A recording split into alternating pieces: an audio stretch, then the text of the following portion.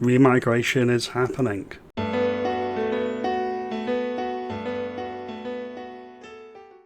Good morning, I hope everyone's well today. Thank you for watching, it is appreciated. I've always said that migration, specifically illegal, is a political choice. It's being allowed in the United Kingdom because we have a weak government and a weak Prime Minister. This isn't specific to Keir Starmer, he is by far the worst. This is a symptom of all politicians in Britain post-1997, in my view. They are supplicant to the EU, they never lead, and they always follow. So we're going to get into the article now. The European Parliament has agreed to deportation camps in third countries, which is very similar to the Rwanda deal and plan that the previous Conservative government wanted to implement, but was voted down because the Supreme Court said it was unlawful. So we're going to get into this article and we're going to talk about why this is happening on the continent. The European Parliament has approved on Thursday a law aimed at speeding up the return of irregular, illegal migrants in larger numbers by building deportation centres outside of the European Union, alongside stricter rules reflecting a shift in political priorities as Europe pivots to the right. What do you reckon? Keir Starmer's going to agree to have these hubs in Britain. We're a third country now, aren't we? So that could be something that Keir Starmer would do. The law will also increase the legal detention period for up to 2 years and impose practically unlimited entry bans in the EU on return people. The return regulation is considered to be crucial to increasing return rate of people with no legal right to stay in the EU and is seen as a cornerstone of a fresh European push to crack down on illegal migration, not irregular, illegal migration. Let's call it what it is, it's illegal. So we continue. The law enables EU countries to return irregular, illegal migrants to third countries unrelated to their origin, as long as they have bilateral agreements in place with the non-EU state to build centres called return hubs in its territory. So exactly like the Rwanda plan that the Tories tried to put through and Labour said was too extreme and inhumane. The bill was supported by 389 MEPs, with 206 lawmakers. They're not lawmakers, they don't actually introduce legislation in the EU Parliament, with 206 lawmakers against the 32 abstentions. After the vote, a large part of the hemicycle burst into applause and cheers. And it is adopted. So the... Okay.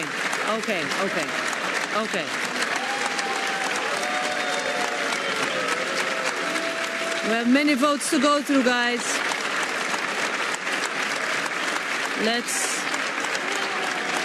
The final version of the law will now be discussed between the Parliament and the EU member states. Negotiations are expected to be smooth and there is no substantial differences between the two texts.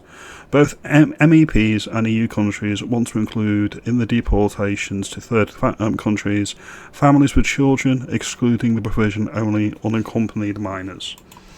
So exactly what's happening in America is going to be happening on the continent as well, as always. America leads, Europe follows, and Britain lags far, far behind. So we'll continue. The Parliament and Council could aim to change the automatic suspensive effect of appeals, which under current law suspend any deportation of a migrant until a final judgment is rendered. The approved text seeks to remit this decision to judicial authorities on a case-by-case basis.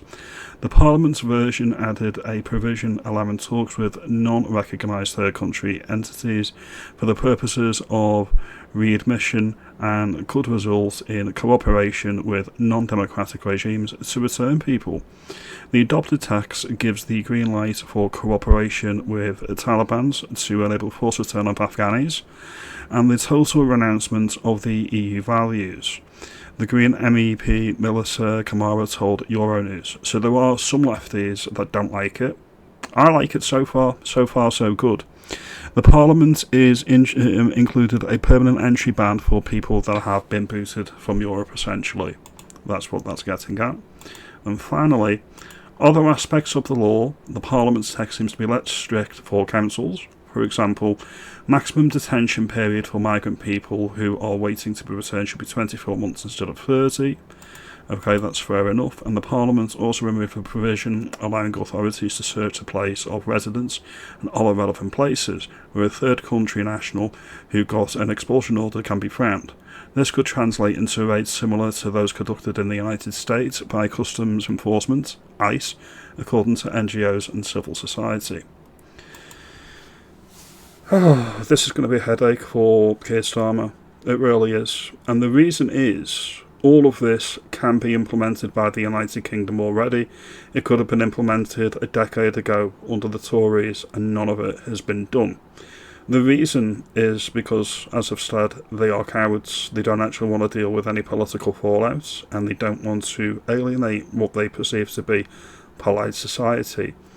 But the demos, the democratically elected politicians, in the end, they are accountable to their electors. If you look at what's happening on the continent, I've said this, that the election cycles follow policy. The continent is skewing to the right. If you look what happened in France this week, most of the places voted for Marine Le Pen's national rally. That's what's happening on the municipal level in France, and that's just one example.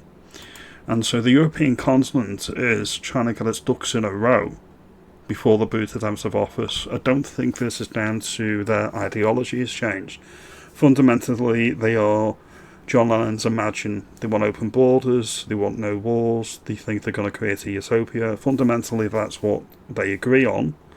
However, they can't actually bring that in if they're going to be voted out.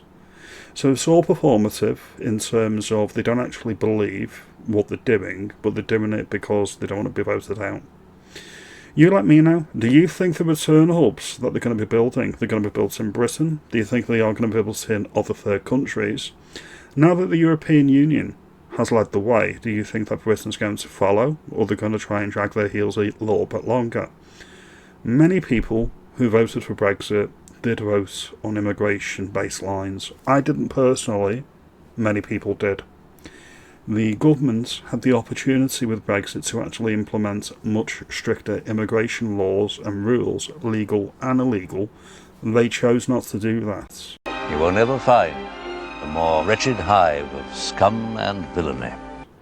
This shows that even within the European Union, you can focus the politician's mind if eventually you remind them that we are going to kick you out if you don't do what we say. The difference with Britain, or the establishment in Britain, is they thought they would be funny. They thought they would troll the British population and actually give us more immigration instead of less.